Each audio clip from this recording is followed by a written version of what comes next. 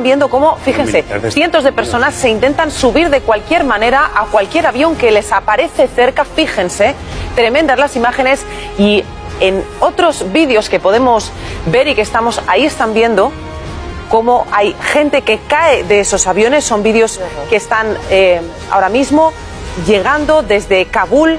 Como vemos, cientos de personas que intentan tomar uno de esos aviones para salir de Kabul, y en algunas de esas ocasiones, ahí lo están viendo, podemos ver cómo cae lo que aparentemente serían personas que se han subido a ese avión de cualquier manera, María, a manera desesperada para salir del país. Es la imagen de la desesperación más absoluta, de cómo el pánico puede hacer que un país se sienta absolutamente desesperado